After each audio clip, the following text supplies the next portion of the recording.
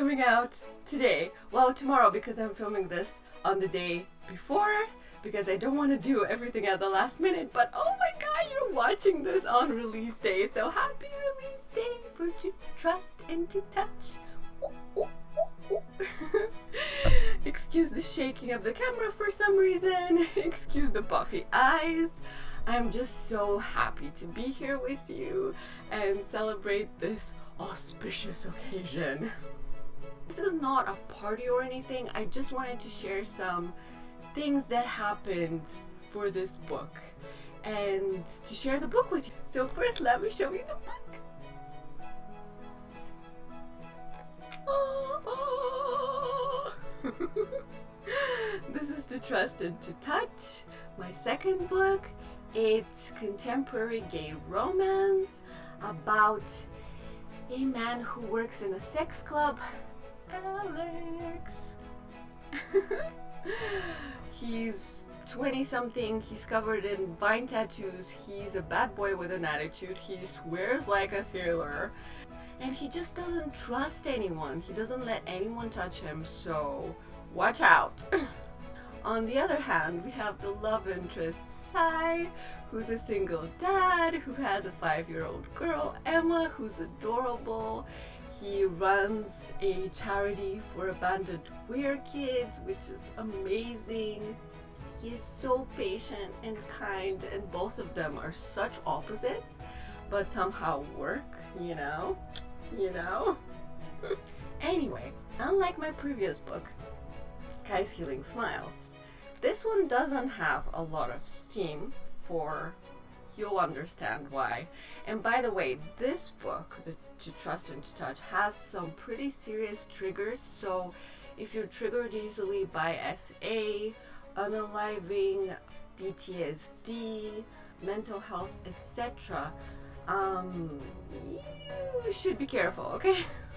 This is a bit heavier than my previous book, even though you will be surprised that it's so feel good. Like, a few people called it feel good, amazingly intimate, and surprisingly void of kink and stuff like that, which is all true. It's a very feel good, hopeful, happy story that has a dark undertone, if that makes sense. So if you like something hopeful that fills you up with love, you can read this book. Seriously, it just has some dark moments and some dark moments in the past that results in the main character acting the way he does.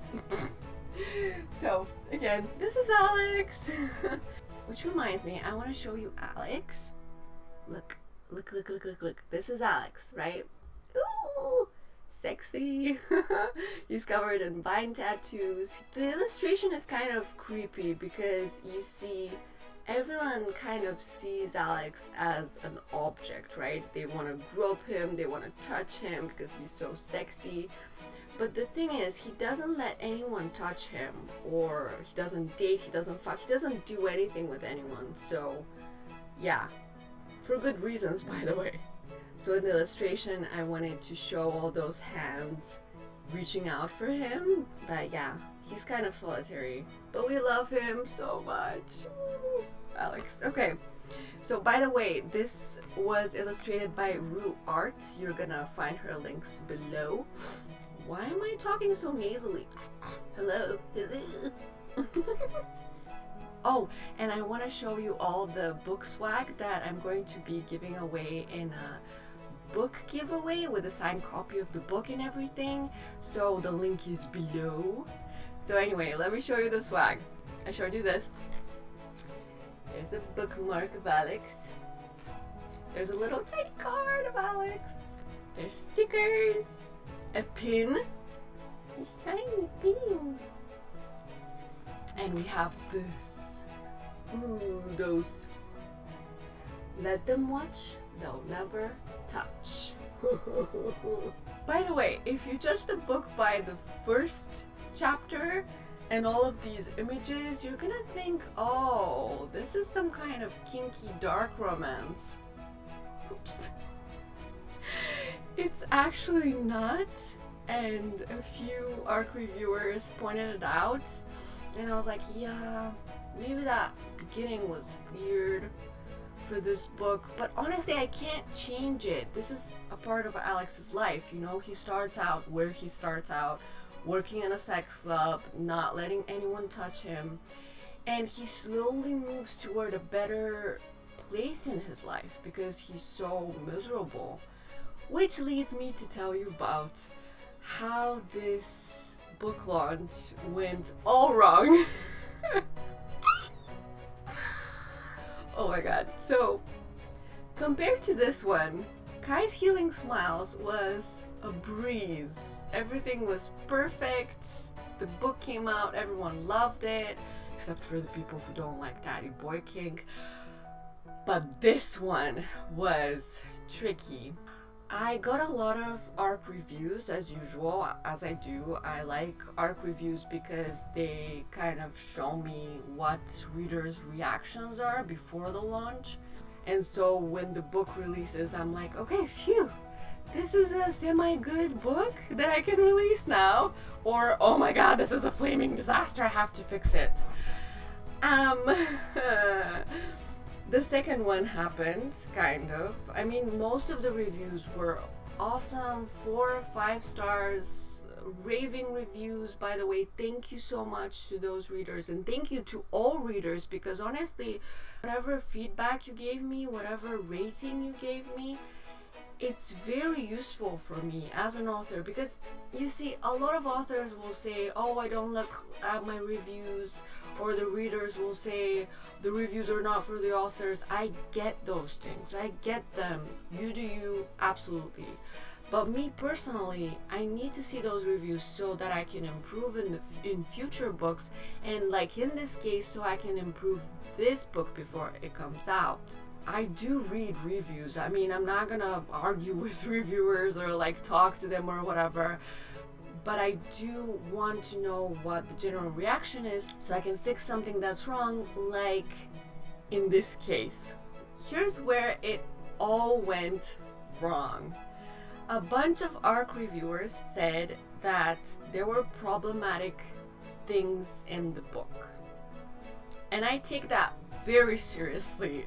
Like, I'm not gonna be like, oh, whatever, that's subjective, and you know, most people liked it, blah, whatever. No, I'm not like that. I take problematic things very seriously, so if I made a bad joke in the book that can be misconstrued as non-binary or whatever, by the way, I'm non-binary, so I'm gonna take it seriously.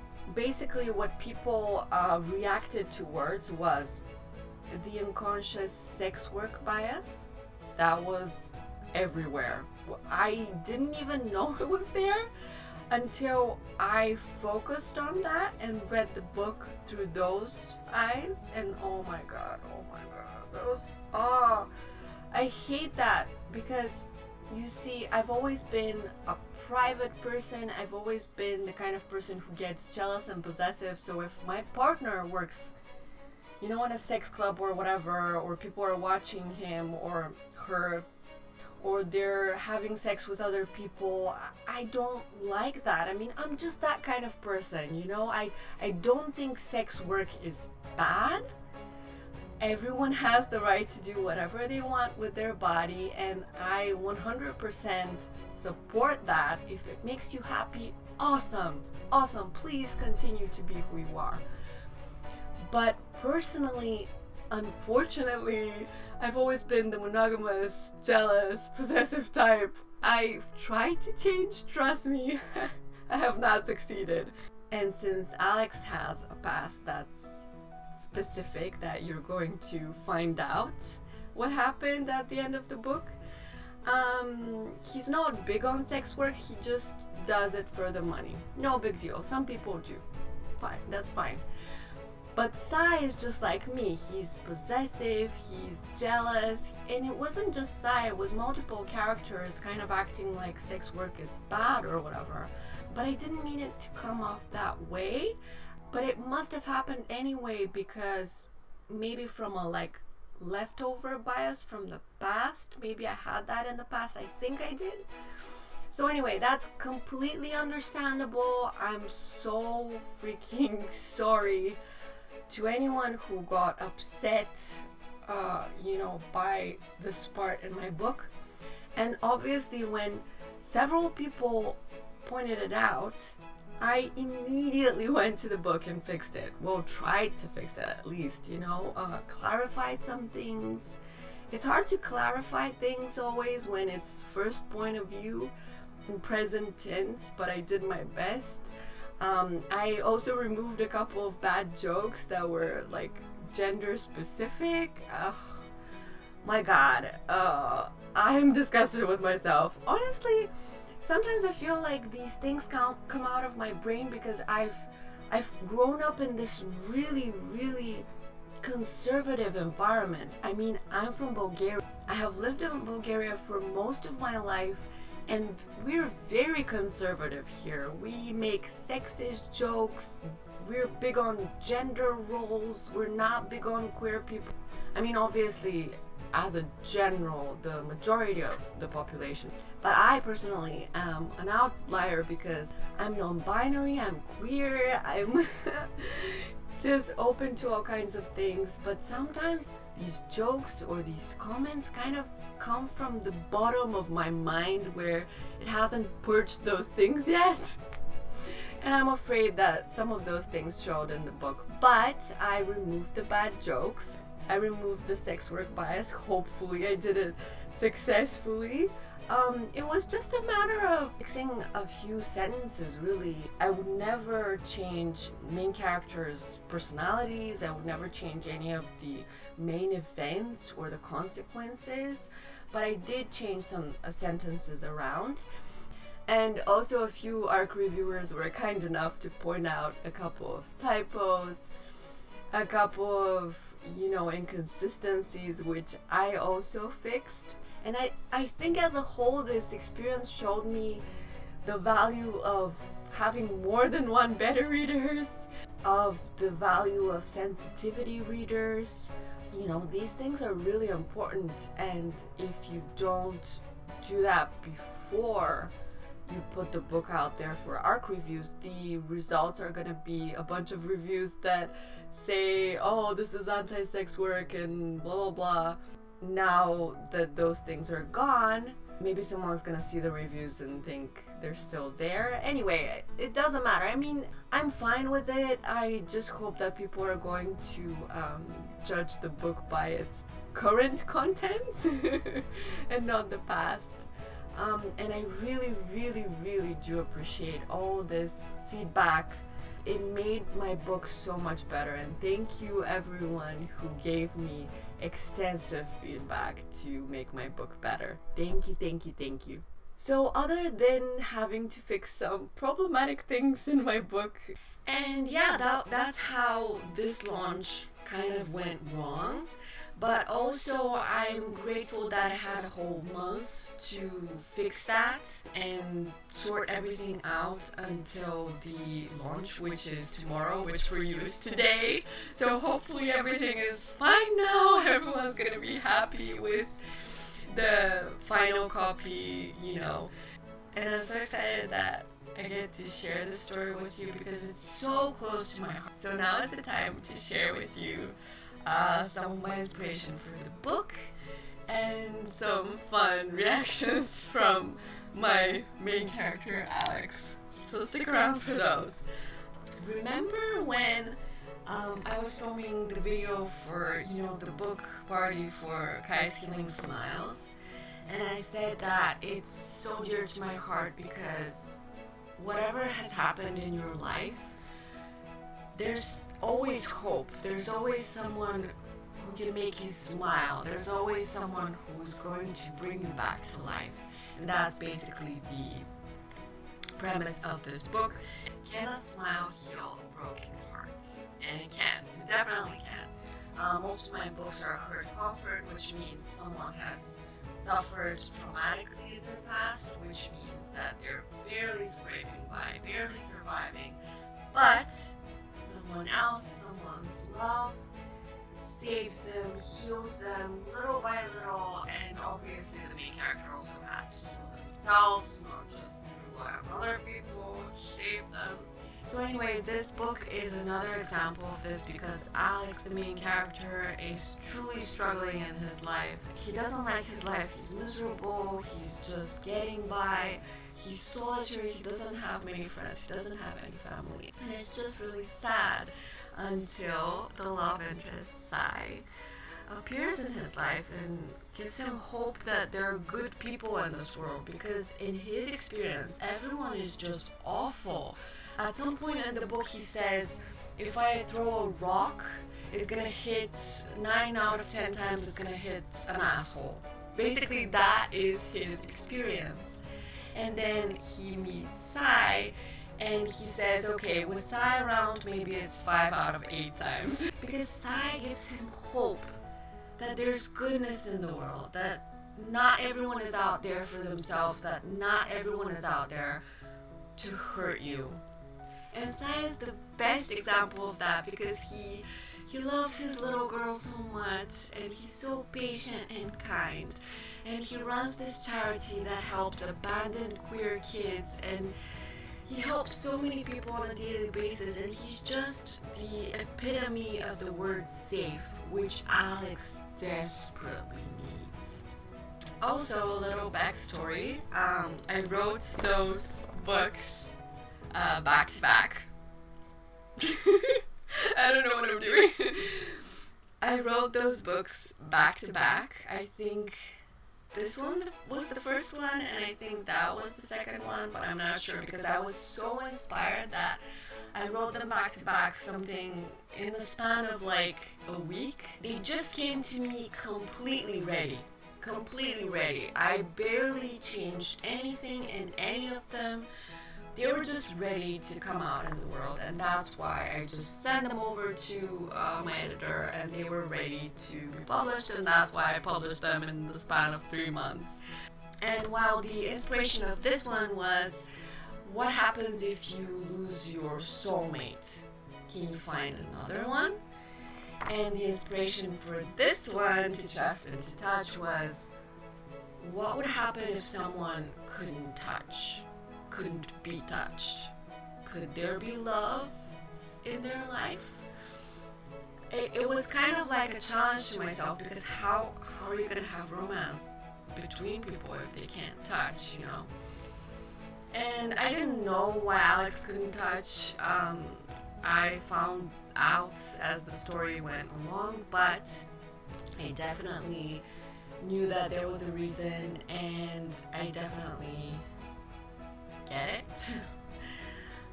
You're gonna find out in the story toward the end. There's also clues throughout the story, so anyway. But yeah, like I said, look at the triggers.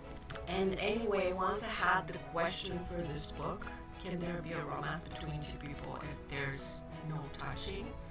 There absolutely can be. And people heal very slowly over time, and it's 2 steps forward, 1 step back, or 1 step forward and 2 steps back. Some people complain that it was a little bit too rushed, so I tried to fix it. As a whole, I don't always show every part of the story of the 2 characters, if that makes sense. I mostly show the moments that are like breakthrough. So I don't know if I managed to portray that journey, because I've gone through that journey so many times myself. But yeah, I get it. I totally get it. And this book is a journey of learning to trust and to touch when you have gone through something that's made you distrust the whole world, that's made you not want to touch or be touched by anyone. So yeah, this is just as close, if not closer, to my heart as the first book. I hope that you give them both a chance, but mostly right now To Trust and to Touch, because it's my new book. It's coming out. It's come out today for you, and for me it's coming out tomorrow, and I can't wait to share this amazing book with you. I love Alex so much. Oh, which reminds me, let's get some funny reactions from Alex to some of the reviews, shall we? I joked yesterday on Twitter that sometimes reading reviews, it's kind of like having your main character reacting in a funny way on your shoulder. And now I'm gonna act that out for you because it's hilarious. I don't want to keep it to myself. I want to share it with you guys. Let's go and look at some reviews. And by the way, I'm not gonna name any names. Obviously, all the reviewers are anonymous. Just I wanted to pluck a sentence from somewhere and just have Alex react to it, so it's funny, you know. Okay, here's the first one. Honestly, when a sex club is mentioned, my mind immediately goes to the gutter. Haha. This book was much different than I expected, filled with varied, big emotions, an LGBTQ charity, and a tiny mystery and business that I did not expect at all. I will say that Alex is a downer. They have very low self-esteem. Certain scenes made me want to reach into the book and just shake him. I enjoyed the story, although a bit annoyed with Alex at times. Yeah, I got that from a few people saying I thought that was gonna be a kinky book, but actually it's not. It's a feel-good romance. Oops. And Alex is, by the way, saying, who said I wasn't gonna be a downer? Jesus fucking Christ. By the way, he swears. Sorry, I'm gonna bleep that out. Or not. Is this some kind of person who likes positivity all the times? Because I'm as negative as fuck. Let's see another one. Alex made a quite unfortunate statement. You don't have to treat me like I'm some chick, you know? That sounds like Alex though. I fixed the statement, but that sounds so like Alex. And Alex is like, why did you fucking change it, you hag? I liked it that way. He was treating me like some chick, giving me flowers and shit. Anyway, as you can see, Alex curses a lot, and he's just so annoying. And by the way, I did not fix him. He still curses a lot and he's still annoying, so don't worry about that. But I did change that statement because it was kind of sexist. Sorry.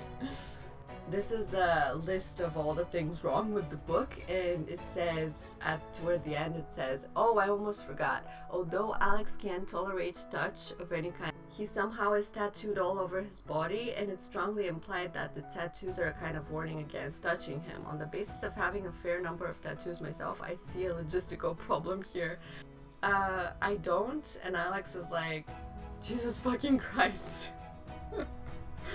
Yes, because being touched against your will by some creep is the same thing as sitting in a chair and allowing a stranger to touch you with some kind of needle that, by the way, I like the pain, and basically warning people off touching you.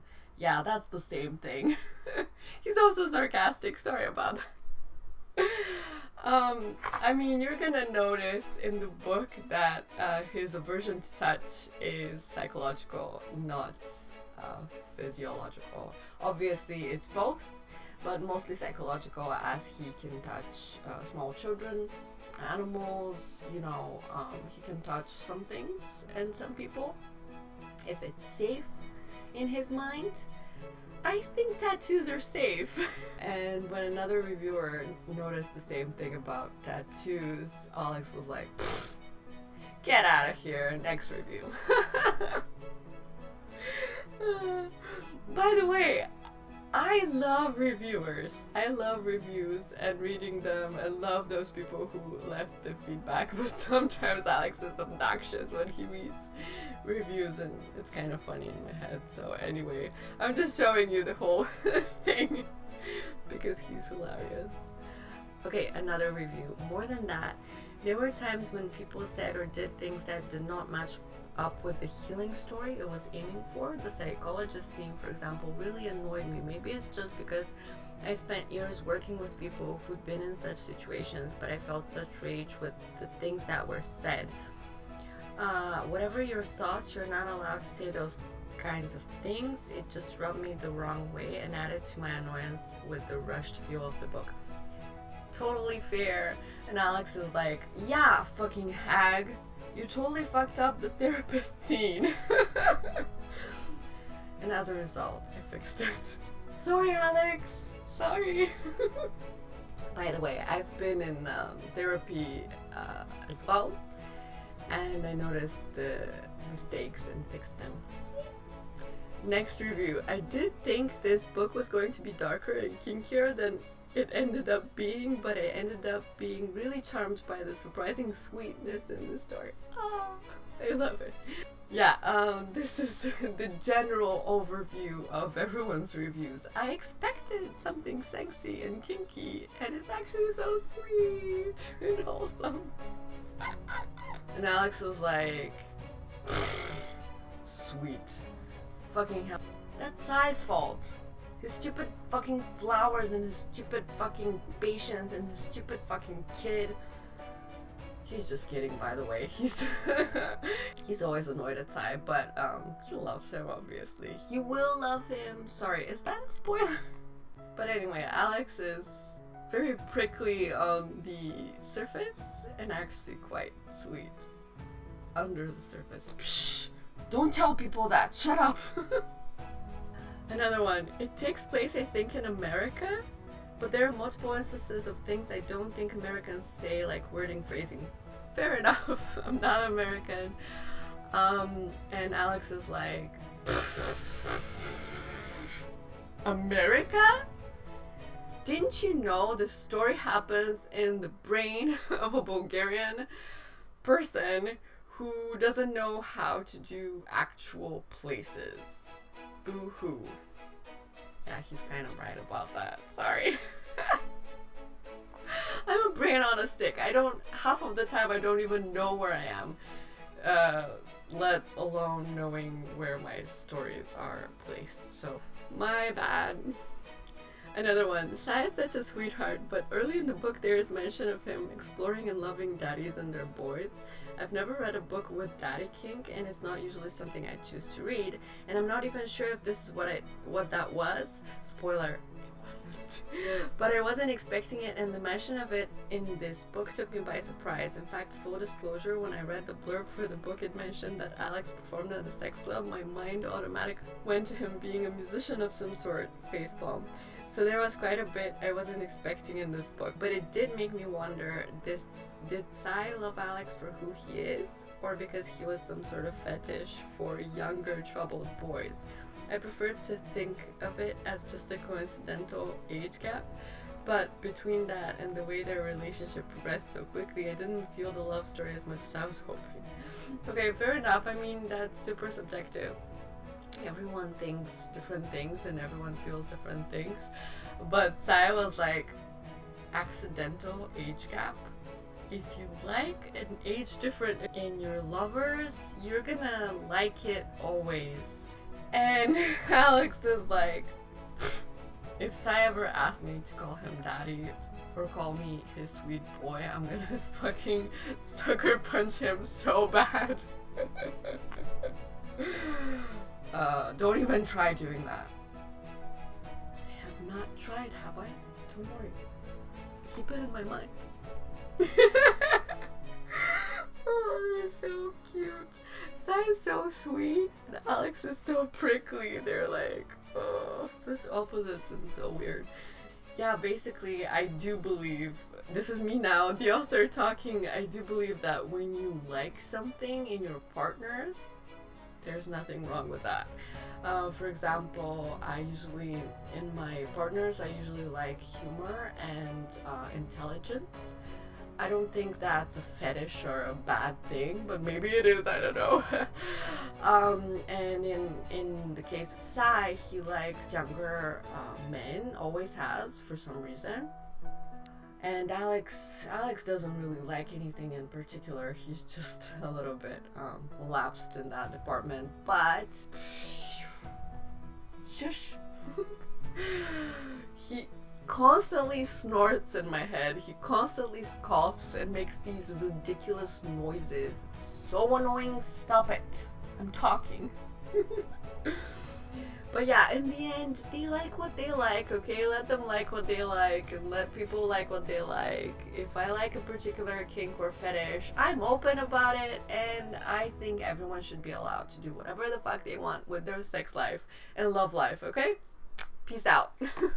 Okay, another one. Alex seems like a snarky young man with most of his act together.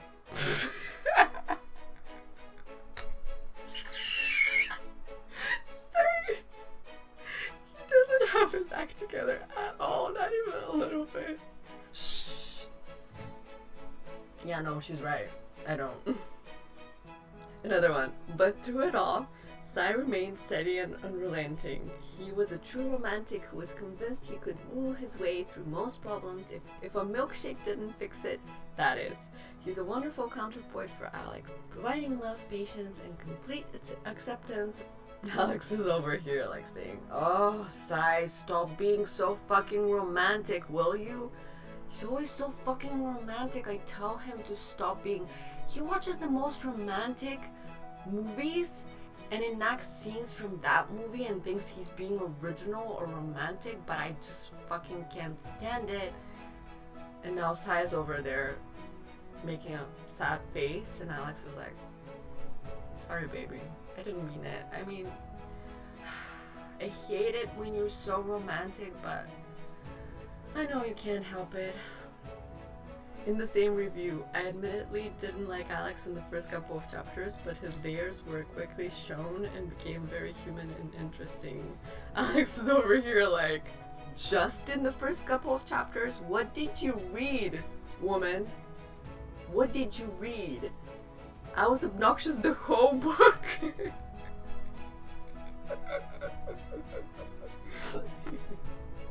It's true, he was. The only reason why Sai and Alex work is because Sai is so painfully patient. If he wasn't so patient, it would not have worked. Oh, this is one of my favorite. In another review, the reviewer says, "For some reason I thought there was going to be kink in this book. There is not."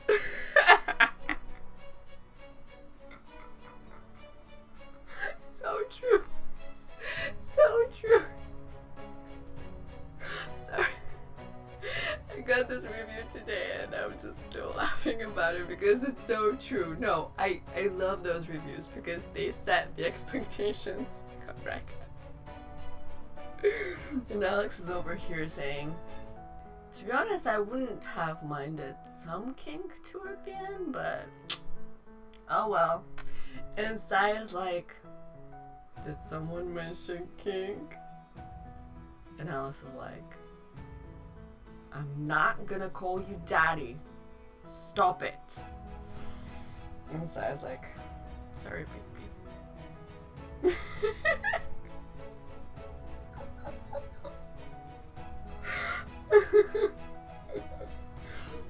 Someone was like, "Why did you mention the whole daddy boy thing if it's not gonna be in the book in action, you know?" And I was like, because Sai likes it, because I like it, why not mention it? Duh. Okay, there's another one. "There was so much about Alex that I loved. His story made me cry many times and I rooted for him from the first chapter. Perhaps it was because I could relate to Alex for many reasons, so it was easier to instantly get invested in his story. And then he met Sai and I knew these two would steal my heart." Alex is over here saying nothing because he's uncomfortable with emotions. He does not show emotions, so he's just gonna go away now and hide and maybe cry a little bit. Okay, another one. Sai's patience, understanding, and caring help give Alex something to build on, while Alex's increasing self-awareness and desire to build a relationship with Sai enables him to be more open and learn that he is deserving of better things. The characters are written with empathy, caring, and compassion, especially for the damaged Alex. Oh, I love that. Me, the author, loves that. Alex is like, "Stop making me show emotion," and goes to hide in his cave. Oh. So this journey was really emotional for him, and he's better with showing emotion toward the end, but really right now he's just emotionally hungover from the whole thing, so you have to excuse him. Another one. I had a really hard time with this book. I actually put it aside at around 40%, not sure whether I would ever finish it, but then picked it up again a few days later and did finish. And I'm glad I did because I can see that the story is actually quite good. Wow, that's amazing. And Alex is over here saying, you should just have put it down. Frankly, the best part of the book is where I am front and center. Sai just ruins everything. He's just kidding, of course. He loves to be romanced. Don't you, Alex? Shut the fuck up. I love how he resists being romanced, and Sai is like, I'm gonna romance him so bad. He's gonna love it. And Alex is like, oh my god, go away. I love their dynamic. So anyway, that was reading some of the reviews and having Alex react to them. Hopefully it entertained you. But I'm so excited to share these characters with you because Alex is so prickly and obnoxious, and on the surface he's this character who doesn't want to feel things, who doesn't want to show emotion, who just flirts and teases but doesn't follow up because he can, and he thinks everyone's an asshole, and he never lets anyone near him, never gives anyone his phone number. He just holds everyone at a distance, right? While Sai is this openly trusting, romantic, patient, kind person who is just so open to the world and everyone in it, and so open to Alex, and just these two opposites I think mesh so well together. I love opposites attract. I love it. And I do love the banter between them, because when you have such different people with good humor, you get some really good banter. I think in the end, this book is really intimate. A few people mentioned that word, and I liked it because that's what I'm always going for, and that's what I was going for with this book, is to capture something very intimate. And obviously, as in any one of my books, it's a very emotional roller coaster of ups and downs and turnarounds. So yeah, if you like to be made to feel all kinds of things, and if you like opposites attract, and if you like age gaps, and if you like, hurt comfort, and if you like snarky individuals being romanced by really kind men, yeah, you're gonna love that one. And again, so sorry for the problematic bits in my first iteration of the book. I fixed those, and thank you so much for all of your feedback. I really appreciate any kind of feedback that I get, because it makes me better, it makes my future books better. And what else was I supposed to show you, tell you? I don't know, like I showed you the swag so you can blah, blah. So you can so professional. I'm so professional. So you can win a signed copy of the book plus the swag. It's international. You can just follow the link below and follow instructions, and you can win that. What else was I supposed to tell you? Oh yeah, I was supposed to show you my cat, who got so fat. Oh my god, Misha has become so fat, which I don't care about, but it's unhealthy in a cat at 1 year old. Vet said, maybe have her have some more exercise and, give her less food, which fair enough. But anyway, we'll see if it's gonna work. But let me show you my fat Hold on.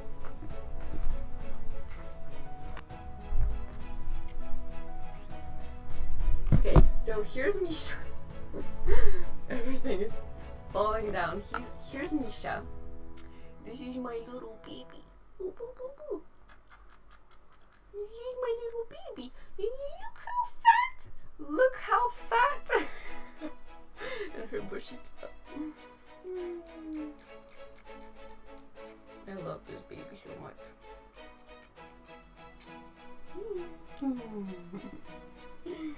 Okay, baby. I think that's everything I wanted to tell you, show you, etc. You can watch cat hair. You can watch the book trailer below. You can see the song playlist as well. I've done those things this time, and you can listen to the music and watch the trailer, and yeah, I think that's everything. Let me know if you have any questions. I can answer in the comments, and go ahead and check out the giveaway. You can find me on Twitter right now, like right this second. I'm probably on Twitter because I'm always on Twitter, especially when it's book release day. I'm gonna be sharing a lot of photos and a lot of things, and I'm gonna annoy you so bad today, but sorry not sorry. I'm just gonna shout from the rooftops that this is my book and I published it. You know why? Because for many years I wanted to publish something, I wasn't ready yet, my stories, I could never finish them, and it was just a dream, you know. But this year I published 2 books, and I'm so freaking proud. You know what? I'm so freaking proud. I'm just gonna say it. I'm not gonna play it down because it's an amazing accomplishment, and if you have books out there, you're amazing, so brave. And so what if they're self-published? I wanted to self-publish them. I freaking love self-publishing. So to any other indie authors out there, you're amazing. Keep doing what you do. Don't listen to anyone who says that they're not good enough or whatever, blah, blah, blah, blah, blah.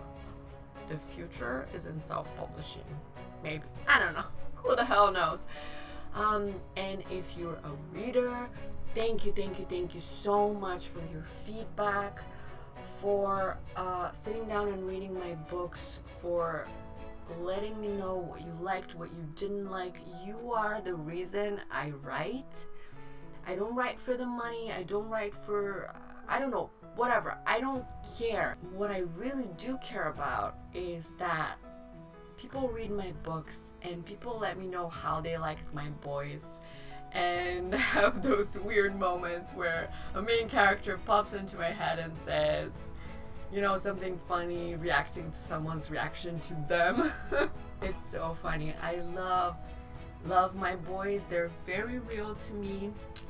I just love them so much, and I'm so proud that I can actually share them with you. And I'm blabbing so much. Stop, baby, stop talking. Okay, I think I told you everything.